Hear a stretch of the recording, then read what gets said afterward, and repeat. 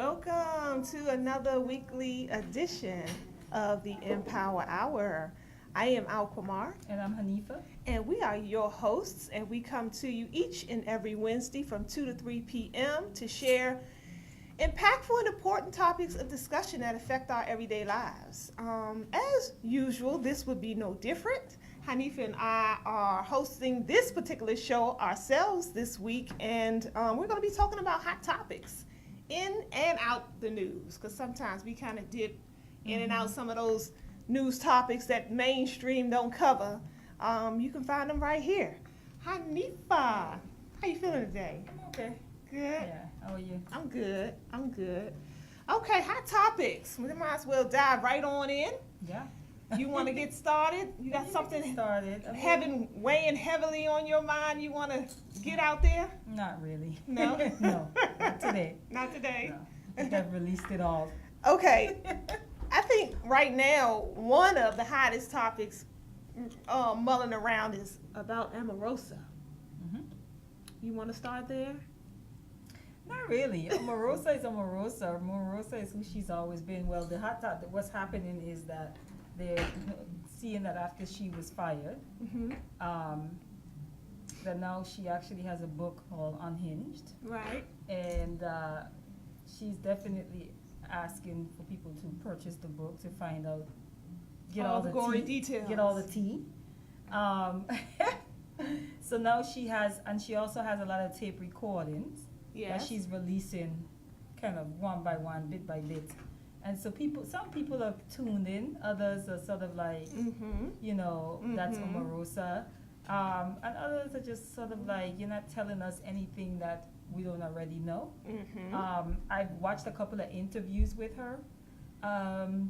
And that was one of the questions that the comedian, I don't think, he's not necessarily a journalist, but he has a show, Trevor, Okay. Oh, yes. South yes. African guy. He's not on mainstream airways? He's not a journalist though, in that sense. Oh, I got right. you. Mhm. I see. But he did Yeah. a really good interview with her. Okay. Because he's a comedian, so he made it light, Yeah. had her laughing, and he asked her, looking at some of the things that she's kind of releasing, a lot of it is like, okay, we know this already. This is not news, Mhm.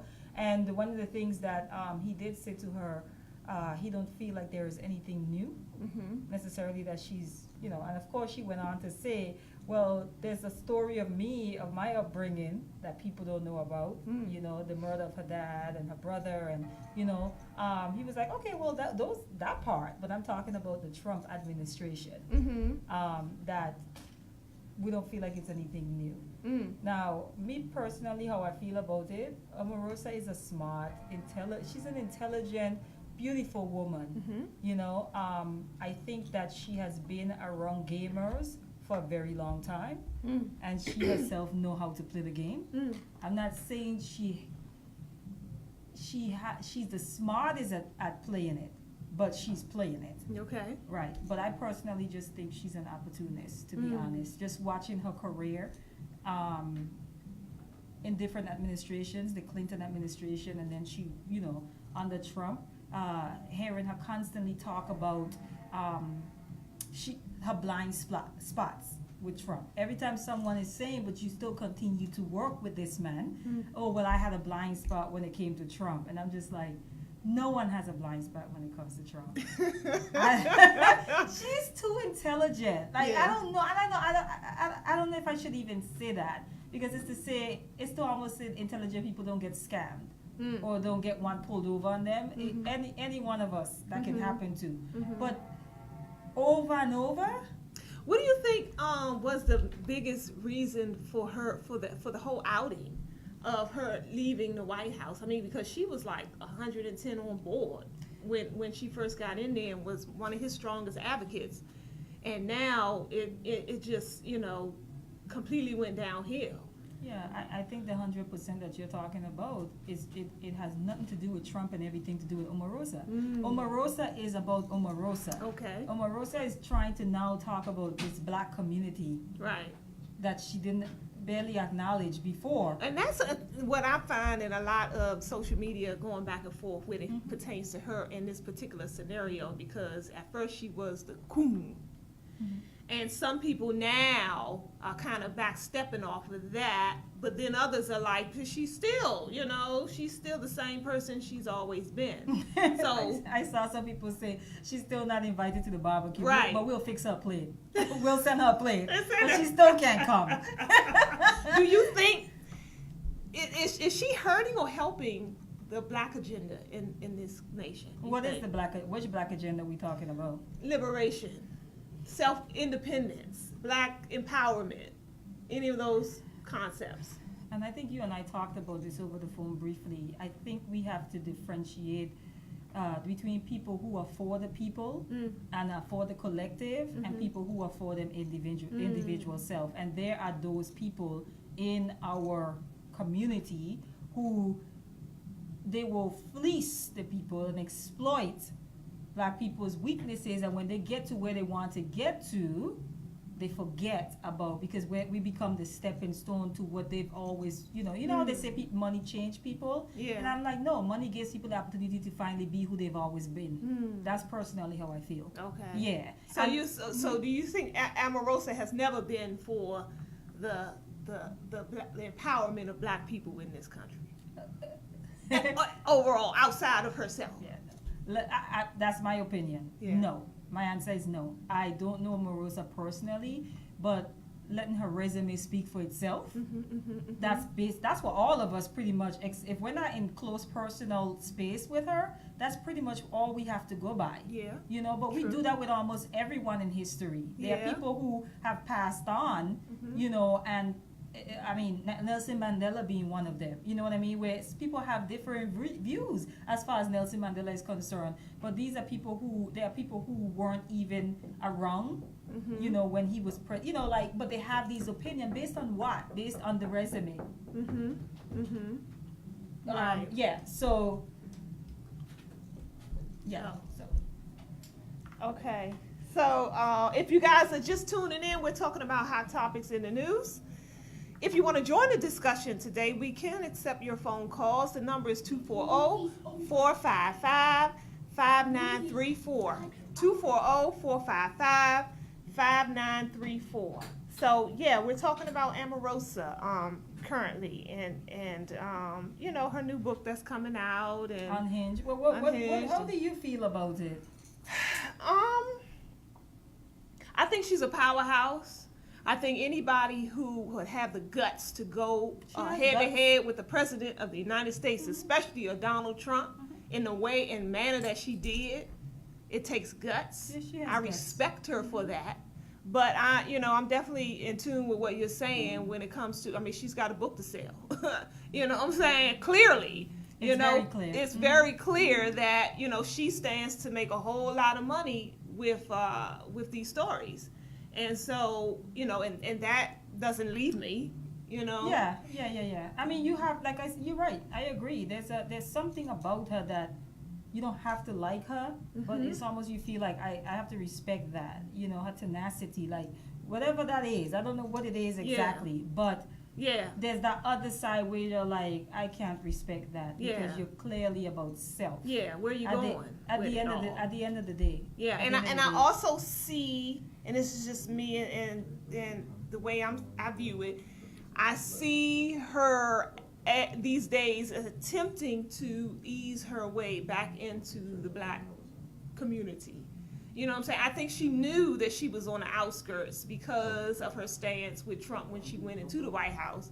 And now that she's not. And I find, and it's an interesting dynamic for anybody to be in that situation, because we're social creatures by nature. And it's got to be something to be in a situation where, this culture of people don't want anything to do with you, and this culture of people don't want anything to do with you either. So you find yourself out there. Right. You know what I'm saying? Right. And so I think that she's attempting to take this opportunity to make it right again with black folk. And so, you know what I'm saying? So she won't. And even that, I feel she has an agenda with that. Like the manipulation. it's something about her where she will use anything because, like, you can tell money is her security. Money is her security. Pass that down there to him. Okay. So he can give it to him. Sorry. Family, there's mothers. Hanifah is a mother. I'm saying, look at you. Say hi. This is Sam. Yeah. Your mama on air. So Go sit down on the couch, okay? Thank you, Sam. So Mother's yeah, duty never ends. I personally think that she will use that, and can she be trusted? That's the other thing. Yeah. It's Oh because- well, with doing all these secret recordings. That's what I was gonna Like, say. how long has she been recording? The fact that she felt the need to do that at some point, I think she felt that this would come. You know, to where she started recording. There's something that happened to trigger that. Yeah. That recording, but like I said, I just see her as an opportunist. Would you buy her book? No, Okay. I might PDF it though, Okay. but no. I know we talked about, I don't know if you want to share, about another, you said you would purchase another book from her if she ever did it, because Which remember one? you saying her life story, because you're curious. Yes, no, yes, and Curious she as- said some of that is in the book already. Okay. Like some of her life story. So I was Yeah. able to kind of get like a little bit of a little peek into Yeah. that, but yes. Because you're curious as to how, a because woman like her becomes a woman like her. Yes. Because she's a rare entity. She's rare. Her personality and characteristics are very rare. You know? She's just like the people she's surrounded by. Just like them. And like she said, she's looked up to Trump all these years. She saw him as a father figure, like all of these things. And I'm just like, I listen to her interviews and just like, child, you are an opportunist. I mean, you are Trump.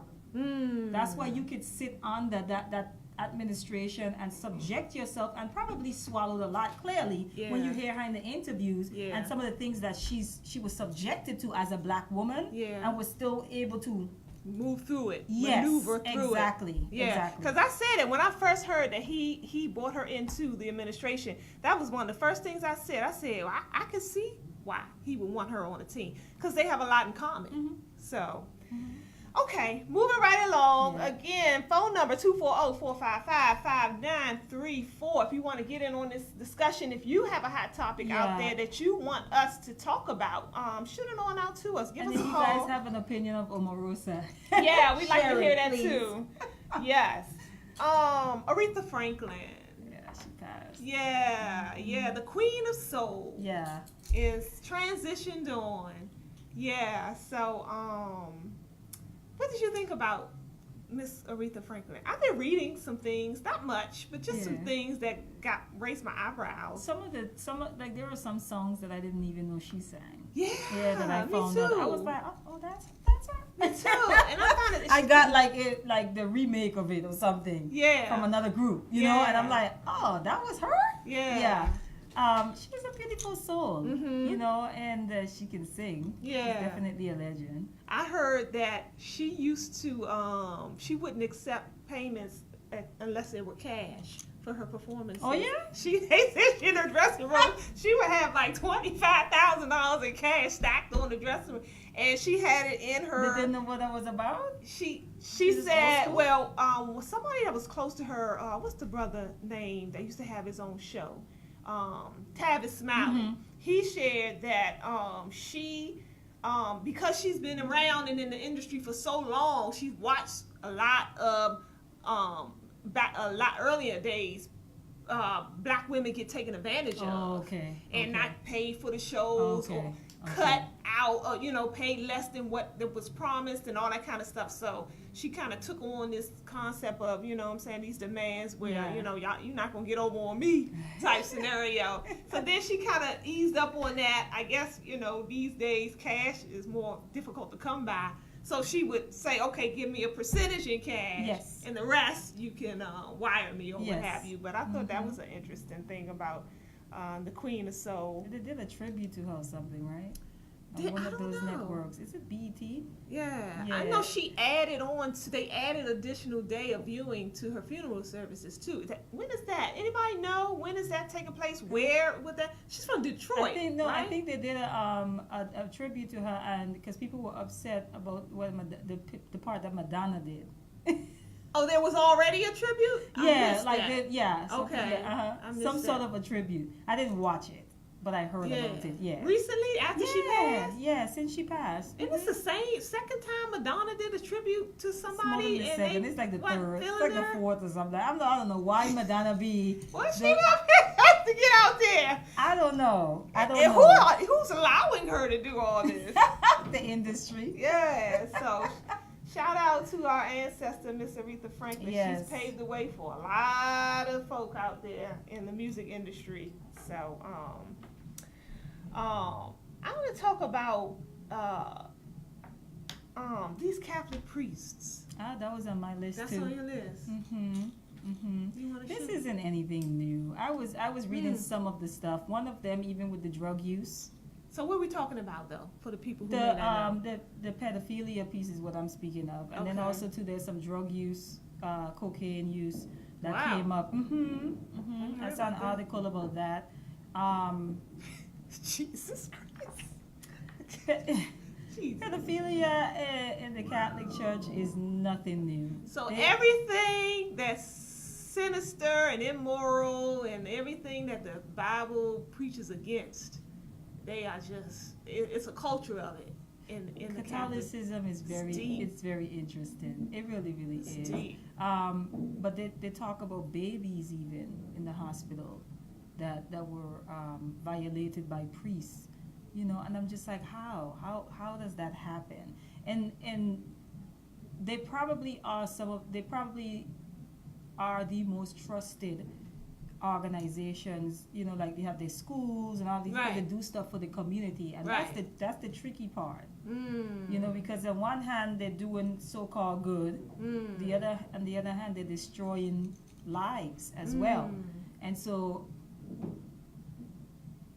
I think that people get caught up in the good that they're doing, and they become these trustworthy entities with their children. Yeah, because I'm gonna see send my child to this boarding school. You know what a boarding school is? That means you cut don't have- off from the rest of the you world. even your parents. Yeah. Yeah, until probably like maybe I don't know if it's the weekend or holidays or anything like that. But during the week, there's no how kids go to school and come home. Right. That's not boarding school. Right. That was my thing. I said for knowing what we know, and for those who may not know what we're talking about, there was another breaking story. Like Hanifah says, nothing new. They're talking 7 decades, actually. They can go back and attest to but again in the news, the Catholic priest has they have been charged or found guilty of over like 200 cases of child molestation. It says why it's just rampant. It's just rampant and widespread. It's been that way, and it's been a cover up. It's been a cover up. So what they do is that instead of making these priests pay for their crimes, they take them and they move them to other parishioners. Is that what it's called? Parishes. Yeah, Parishes. yeah. They move them around. And so all it does is now the cases of pedophilia and molestation stack up more and more and more because the same people are just serial serial rapists, Pedophiles, yeah. pedophiles, yeah. Pedophiles. So The girls aren't safe. The boys aren't safe. No one's safe around. Your grandmother, nobody. you have The to- elderly, the sick, they're just not safe around them. And yet people. No, I mean they've had scandals after scandals. And people I'm still surprised take that people it. are not like departing from that faith in general by the droves. I'm shocked because Yeah. it's not one scandal, it's not two, it's like scandal after scandal, and these are stuff that's going back, like you said, decades. And that's just here. They ain't even In those foreign countries where they Right. have a stronghold, places like in the South America, you know Right. what I'm saying, countries specifically South America, Africa, you know, they have those orphanages, the schools, like it's just too much access to children, and people are still subjecting themselves or their children to these. I don't understand it. So who do you blame then? So if you hear all this, you know all this. Here we go again in the news. It's all over the place. The word is out that a large majority of these Catholic priests will molest your child, and yet you still take them through that institution. Who are you blaming then if your child comes up, messed with? I would have to put it on board. I would have to put it on board because there's two adults involved here. Mm-hmm. You know what I'm saying? But I know where the angle you're coming from is as the parent, you as have a a parent, responsibility to to protect your child. Yeah, To absolutely. protect your child. How are you protecting your child if you sending them into the devil's den? You know what could possibly happen, but you send them anyway. Mm-hmm.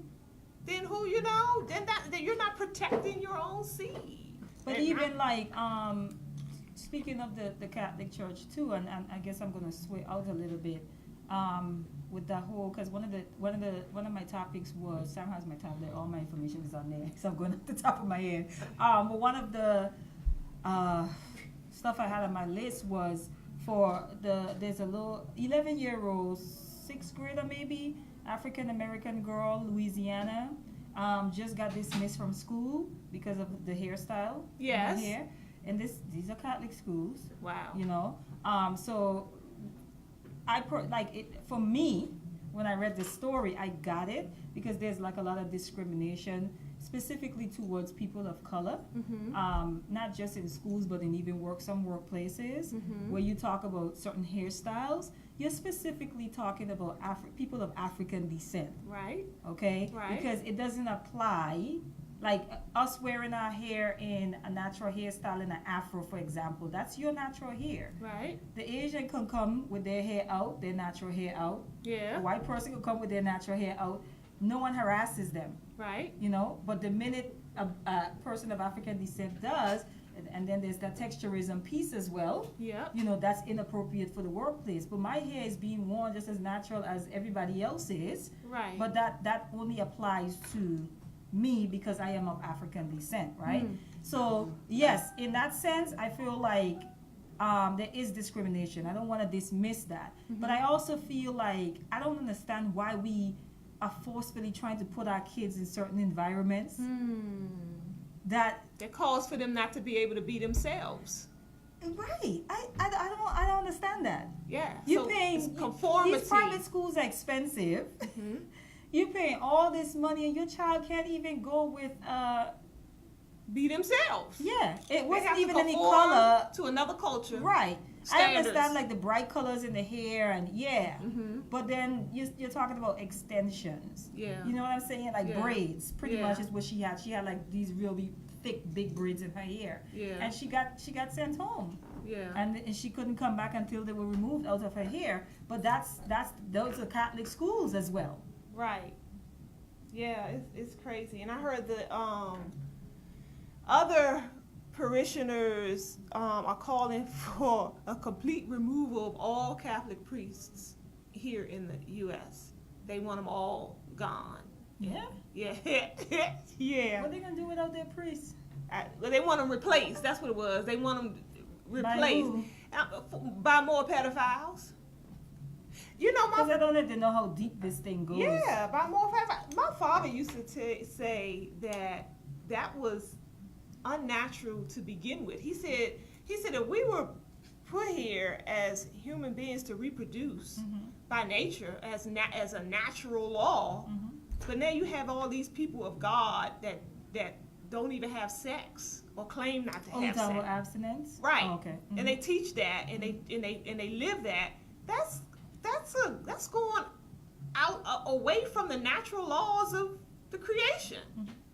So I don't know. That's just what comes to mind. I don't get it, but that's just me. But that's, like I said, it's been going on for a long time. The Catholic Church, the scandals, and like I said, I'm surprised I'm not seeing more people. You see people protest for different things. I've never seen like this like that should be a protest worldwide, because this thing is happening all over. Yeah. Yeah. Wherever you find Catholicism, whenever you find their churches, their priests, this is happening. And like you said, we know of the ones here that are coming up. But what about the rest of the world? Exactly. And it's an epidemic. It's almost as if you are a pedophile, then that would be where you would go. That would be the line of work or that you would go into. That's what pedophiles do. To go on access and, to children. Yeah. And not only and get that, your rocks off. you're in a position That's to where true. you're in a position to where you know you can be say it. trusted. You know parents Right. are going to trust you. Right. So let me just go on and be a Catholic priest because I know I can get away Yeah. with Look at doing most of the it. pedophiles that get caught. They tend to be teachers, coaches. These are people that have access to people's children, and not just access, that people trust with their children. Yeah. Yeah. You know what I'm saying? So their mind, they manipulate from the very onset. And there's some exploitation that happens here with the poor. Okay, like people who need assistance, single mothers, you know, because the family just don't have it, and so they give them financial assistance through whatever programs they have. Like there's a targeted demographic as far as pedophilia is like if you really look at it. Right. You know what I'm saying? The kids who are, you know, being molested, look at the families that they're coming from. Right. Yeah. Right. And what I was gonna say, I was gonna mention that I think a lot of times we don't take into account the damage that behavior does.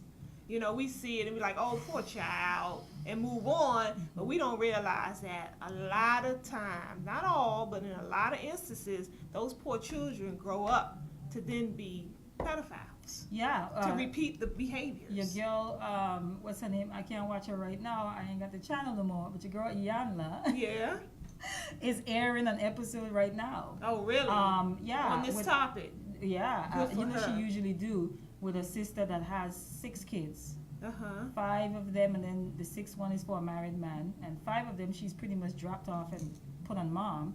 But once Iyanla began to dig, mom have some history of sexual molestation, which then impacted the way she parented, and then the daughter also, you know, was violated, which then impacted the way she. Because people need to understand the effect of trauma on the brain and what Correct. that looks like, Correct. especially early Yes. trauma. Yes. You know, and I think we're starting to get it because like the black community, we still have some ways to go even around mental health. Right. But I think some of us are coming around, and we understand that these things don't just happen in a vacuum, or Right. you know, people don't just fall out the sky. Right. And like that, like circumstances, you know, Right. environment, upbringing, you know, the love or the lack of Right. could determine which direction a child goes in. That's You know what I'm right. saying? That's and right. these things, I mean, most of us, we have memories from the time we're 5, 6, like that we can go back to, bad and good. So why do we think that somehow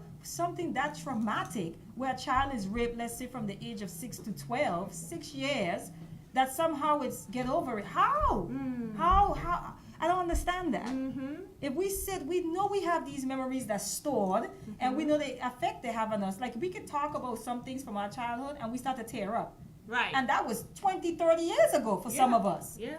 Yeah. So and it's probably not even as intense Right.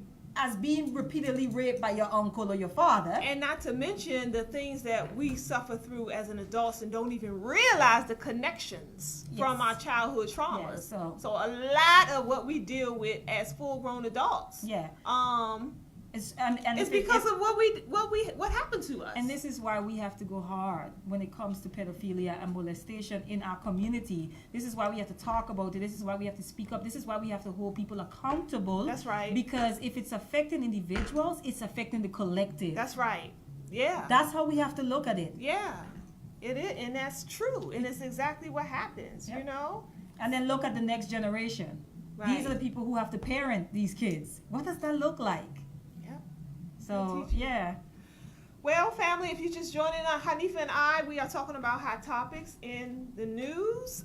You can call us today at 240-455-5934. Again, that's 240-455-5934 to get in on the discussion. Right now, we're going to take a quick opportunity to share with you some of the things that go on here at Everlasting Life. We are in the eLife Studios in Maryland.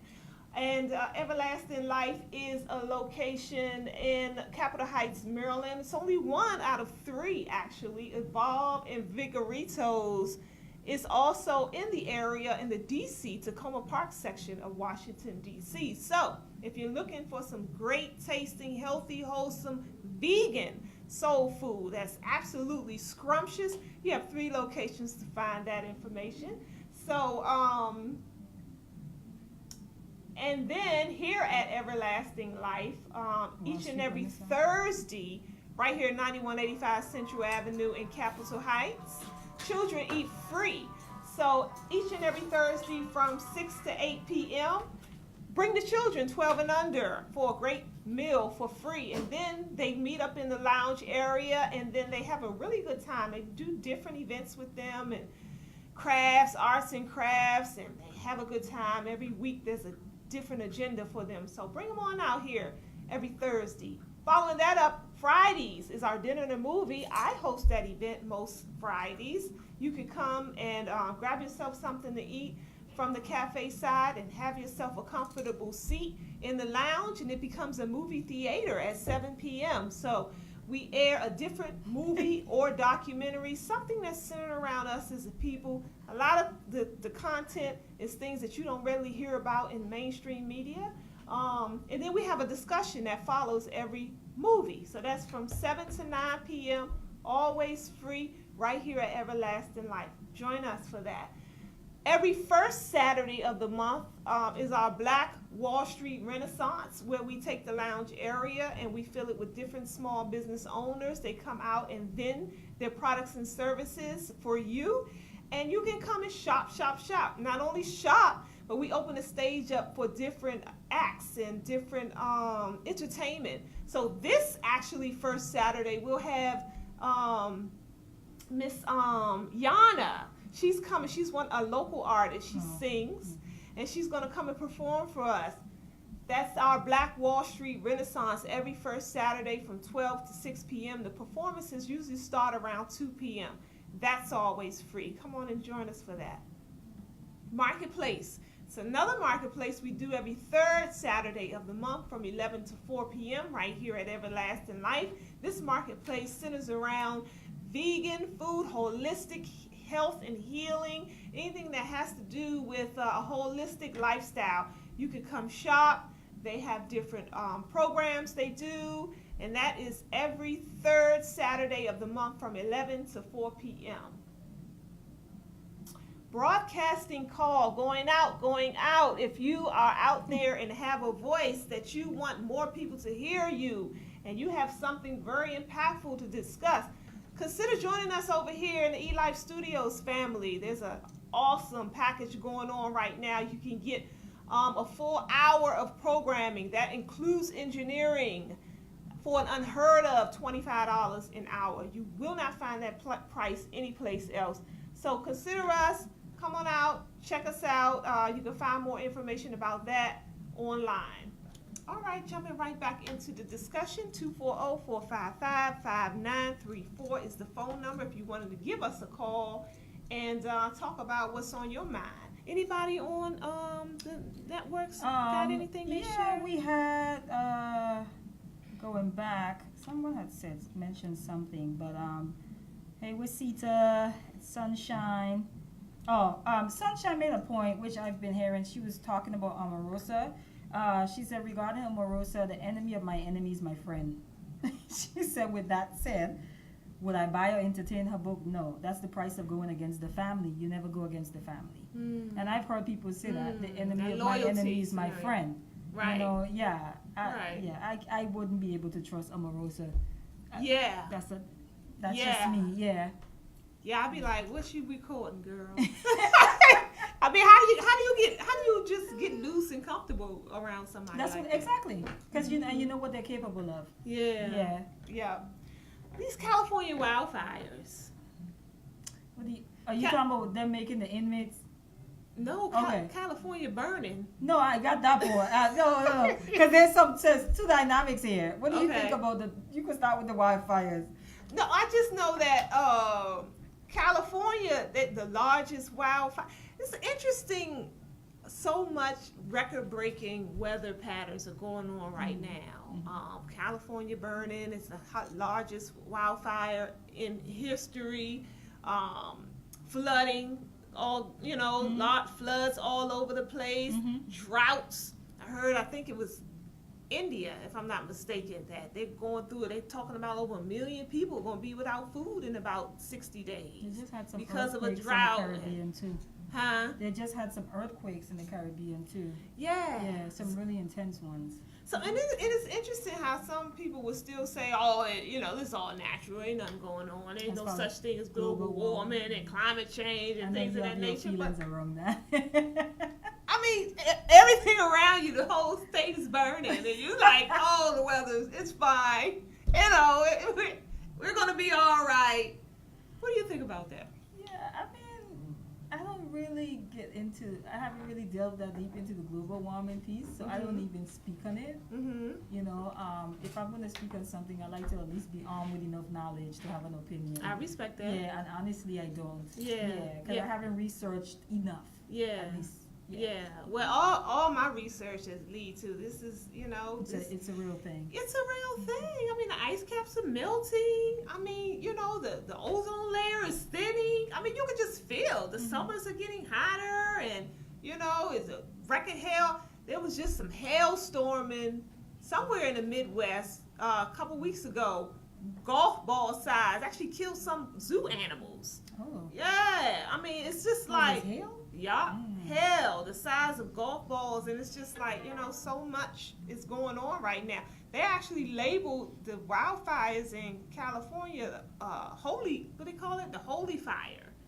I was like, wow. I know some people were complaining because they had inmates working as far as putting out the fires, and they were paying them like $1 an hour or something like that. I was like, so they were like, inmates can't vote or something like that. But I was just like, the 13th Amendment, like there's a loophole for slavery right there. Yeah, and then when they all your rights are gone. They don't even see you as a human being anymore. Once you become an I don't know if we understand that. Yeah, it's actually in the Constitution. It is. Not only that, but then we also have to connect it back to mass incarceration of black bodies. Right. You know what I'm saying? And what that really is about. Yeah. I heard a brother break it down online the other day. He said he was in jail and he was working for some Volunteers of America while he was in jail, which I didn't realize. Yep, I didn't know that. But he said, Habitat for Humanity is what it was. He was working for. He was, helping them build houses and stuff. And so when he got out of prison, he was like, he saw an ad for Habitat hiring. He was like, oh, I can go and they were like, sorry, we can't hire. He was like, wait a minute, I'm good enough. I'm good enough while I'm in jail. Well, yes, but once you become an ex, we ain't got no work for you. It's deep, man. For you. It's deep. Of course. We all know how America is. America is so hypocritical in so many of its laws. Yeah. Of course, we know that. We know that, specifically when it comes to people that look like you and I. So it's crazy. Yeah. I just don't understand how so many of us fight to remain in this system and to keep it going. We be fighting to keep this madness going. It's complacency. Like, okay. Another young boy murdered by the police in Chicago the other night. 15-year-old? Yeah. They're calling it a suicide. The police are Suicide? saying that, The one that got shot at the middle of the night by the police? They're saying that he shot himself. Oh my God. Yeah. I know. Wow. I know. Wow. What do you think about the we've been encouraged to watch The First Purge. Yeah, everyone is like, watch see it the other night and I missed it. I watched it's out it. in the movies. I didn't go to the theater, but I watched it. Oh gosh. Okay. No, there's this thing on my tablet, website that I can go to. Bootleg. Yeah. It's called. It ain't bootleg. It was as clear as day. I ain't saw nobody's head, no shadows, nobody getting up to the bathroom. But I watched it because I was going to go to the theater. I went to the theater to watch Black Klansman. Yeah. But I watched The First Purge, and I sort of saw why people were encouraging us to watch it. Yeah. A couple people told me I need to see that movie. Yeah, and then it made me think about Chicago. Mm-hmm. And I'm like, are we absolutely sure a lot of these murders are being committed by You know, Let's talk about it. because they had that one, what was it, like in 1 weekend 70 was killed? No one was arrested? Yep. It says 1,700 people were shot in 1 year in Chicago. Yeah. 1,700. But that 1 weekend when it was so many and no Yeah. one got arrested. Not one person? No, that was very interesting to me. Yeah, and then they got these bait trucks. Now they got I saw bait the trucks. bait truck piece. What do you think about the bait trucks? Some people's attitude is if it don't belong to you, don't touch it. Come on now. No, I've heard people say that, where it's like, if it's not, why are you stealing? That's how some people feel. But my thing is like, why are you setting a bait though? Yeah, and we don't realize You're supposed that to be law enforcement. when we ourselves are not poverty stricken, you know, You can say those things. we can easily say those things. But when you are I've been in already, situations where I've looted. So. yeah, oh, there you No, tell I'm it just all. I'm just saying. Like when you say Yeah. that, and because it was in a situation where it was a hurricane. Yeah. It had destroyed the place. I'll tell you one thing. So- I'll tell you a true story about myself. I remember, because I'm a product of public housing and Mhm. Section 8 and Mhm. all that stuff. Mhm. And, you know, I had my son young. My Mhm. first son, I was 17 years old. And I was on my own Mhm. at that time. And it was rough. It was rough. And I used to go to the store and steal, this is when I was eating lunch meat and stuff, steal lunch meat and cheese and things, put it in my son's stroller. Not because I wanted to steal, because I didn't have the resources to be able to pay my bills and eat. I really had to choose. So I used to do them. I'm not You ever proud got of caught? it. Huh? You ever got caught? No. Right on. Not doing that. No, not that. But anyway. No, but I My hear you. I know what point your is, point is. Yes. When you are in a situation where you are already poverty stricken and you're with lack, you already lack a lot of You things. don't know what you You're want. in survival mode. You're in survival. So you see a truck, you may not do it. You living in luxury, or you living in suburbia, and you got your Mercedes Benz, and you can ride right past a truck like that and be like, "Oh, that's not, I ain't interested." But you take some little young impressionable kid in the hood that already don't have much, need $1 for the ice cream man, and the mama ain't got it, and you come across a full truck full of, designer shoes. The likelihood of you going in that truck is high. Well, And these people who set these trucks out there, they know that. And that's my point. Why do you think they're easily exploited?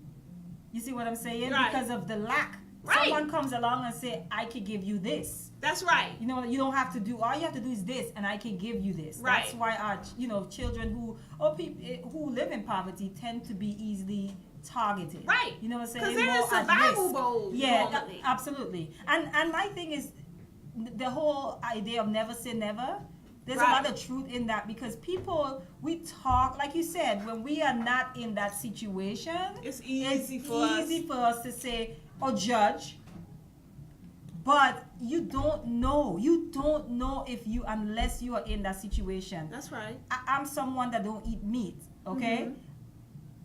You might have people who don't eat meat, Right. and they don't feed their children meat. And they get into a situation out there where there ain't no fruits, okay, and vegetables available. You got to hunt to feed your child. You best believe your child gonna be eating some animal, Come probably on. a raccoon or something. Come on. Because you're trying to help them stay alive. That's At the right. end of the day, you really think that whole idea of, you think you're going to be out there and your children all malnourished, talking about I'm vegan, and y'all trying to survive? No, I'm serious. We don't know what we would do. And we're easy to stick our noses up and Yeah. or down. We got to on be people. careful with that. And so, Yeah. when on the outside looking in, so I agree with you on the whole bait truck piece. Yeah. Because it's like, put a bait truck in some of these communities that are not impoverished. Right. You have no reason to put one there. That's right. Because you know that nothing is more than likely not going to happen. And why are you doing that to begin with? Because To fill the the prisons, community, the absolutely. prison industrial Business, complex. money So at the what end we of the do day. is then we forget about the big hand that's actually, causing all this, that we forget about how we even get into projects to begin with. You know what I'm saying? But we quick to blame each other and one another for our conditions and stuff. But we forget about the origin. And those of us who grew up in, like you said, in the housing projects, and assistance programs. Some of us, we grew up, those are the programs that have fed us, the government, okay? And maybe we grew up and we've never had to depend on that.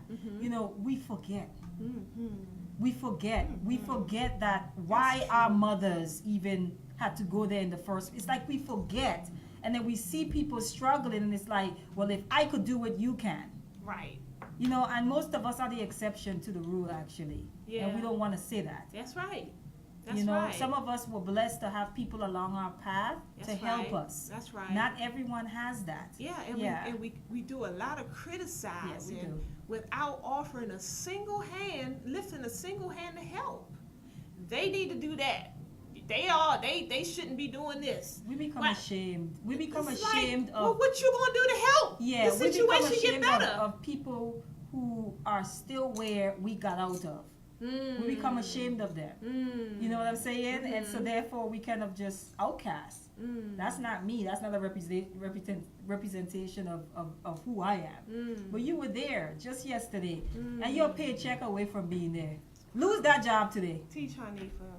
Teach. Lose that job today. You don't know whose line you're going to be in asking for some assistance. It's unfortunate. And again, it goes back to the self-awareness, self-knowledge, and, you know what I'm saying, knowing who you are. Because if you knew the power within, you wouldn't do so much criticizing. And connectedness. You would be too busy helping. Connectedness to your fellow man, to the community. That's the problem. We're disconnected. Yeah. Yeah. And I think that stems from us being in a society, in a culture where that's normal. Yeah, of course. You know, it's normal. encouraged. Yeah. It's encouraged.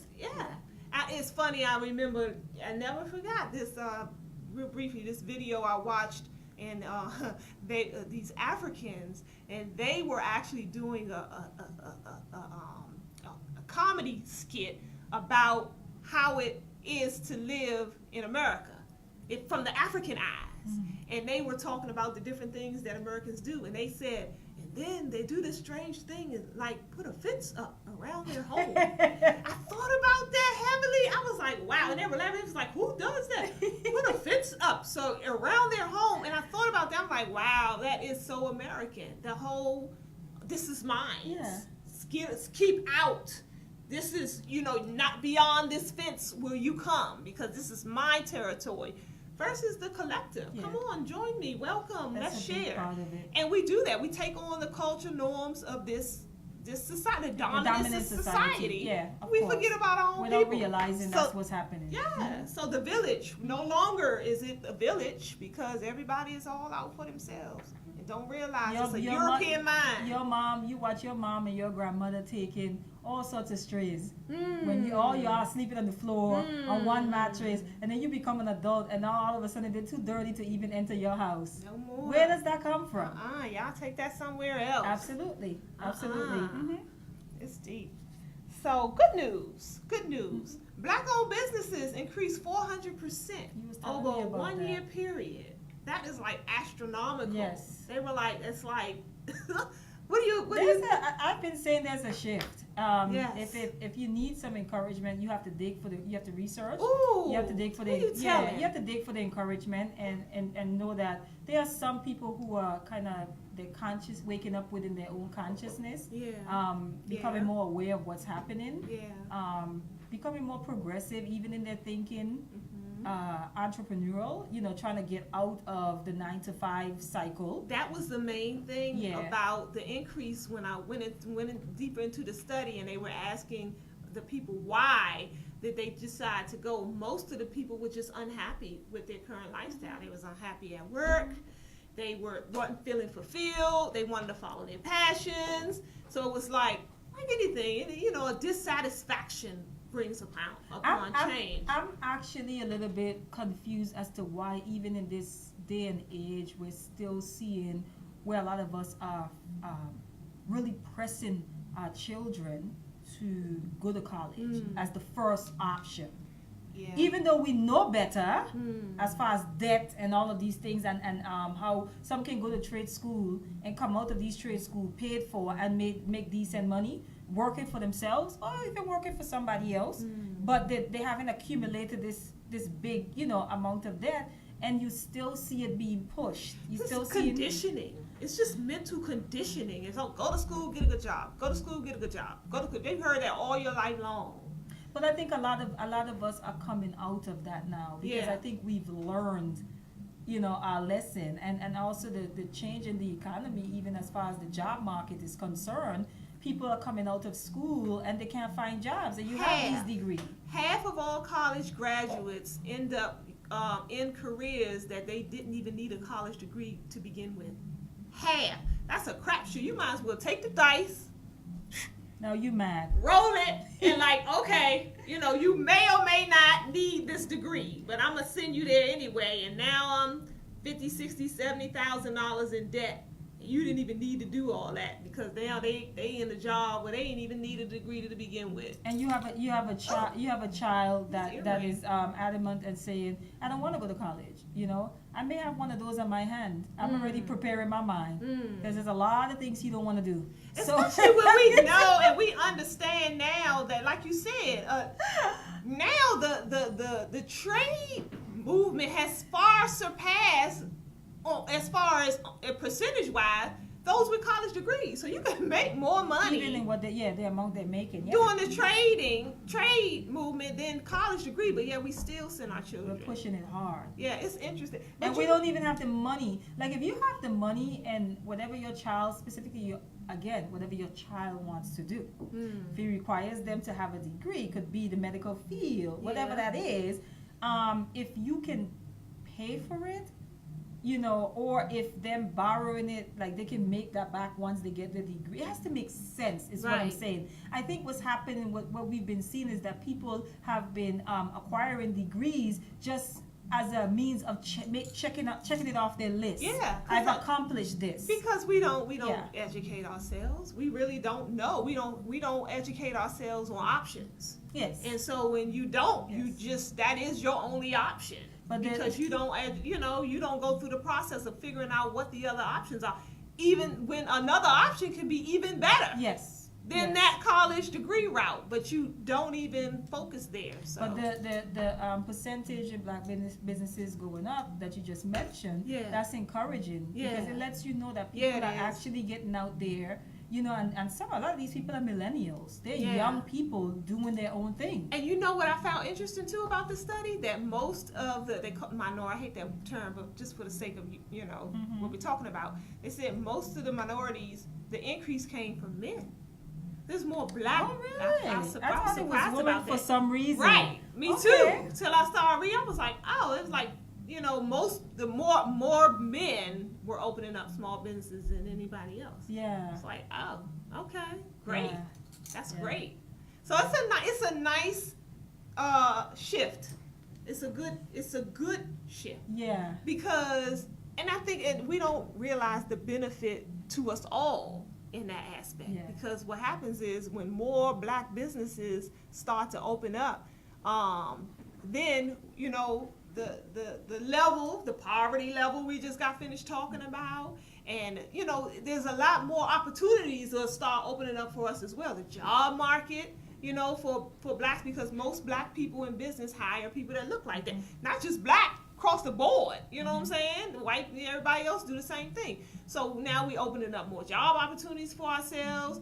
We're opening up the poverty level to decrease. Now we're opening up more opportunities and things for our children in schools, because we have more access to other things. So, helping each other and coming together and pouring into ourselves, it's a ricochet effect.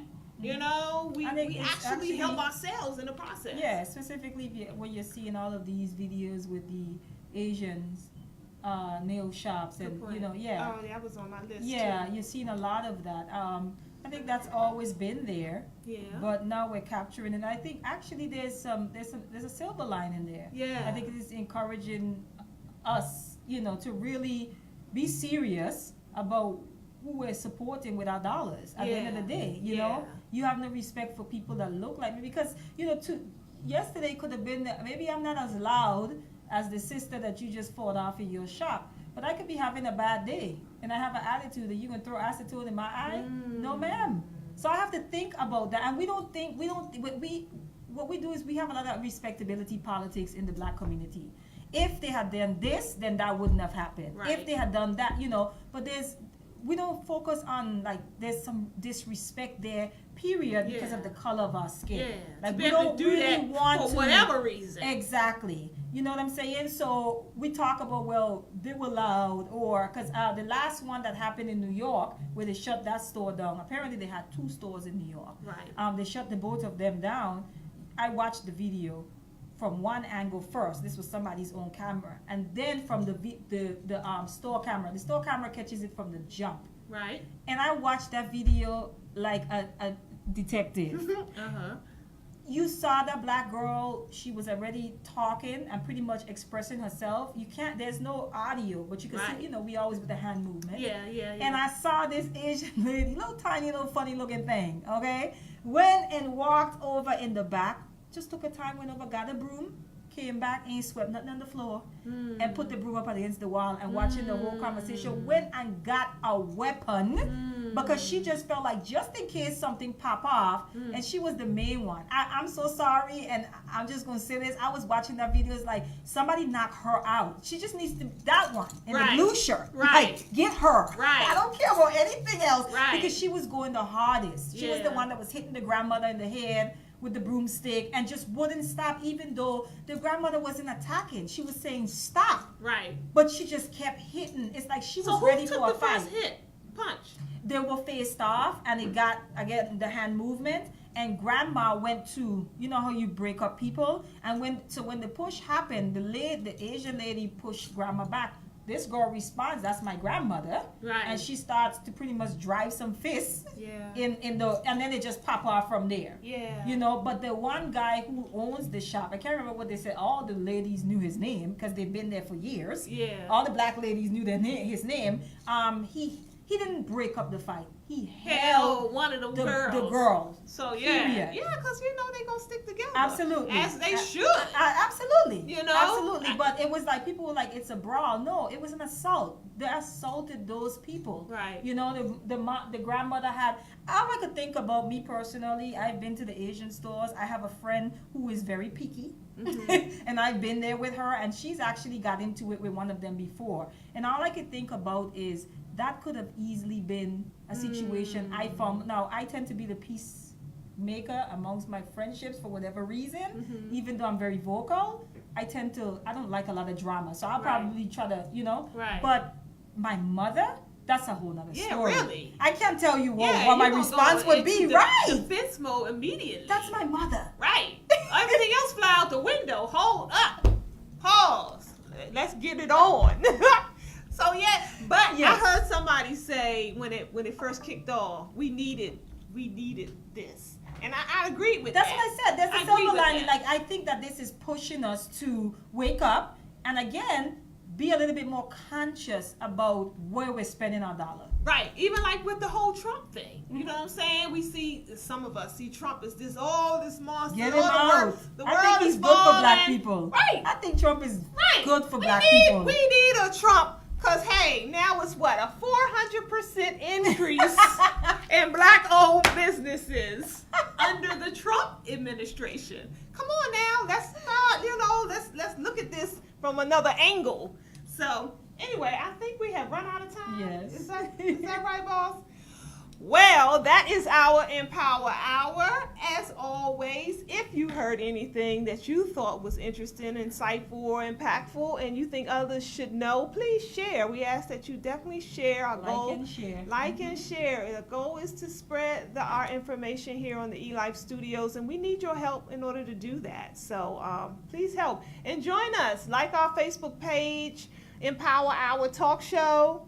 You can find us on YouTube if you don't have time to catch us live. Catch us anytime, day or night, on YouTube under Miss Free the People. We upload all our videos there. That's MS, Free the People. And until next week, Yeah. take care. Peace.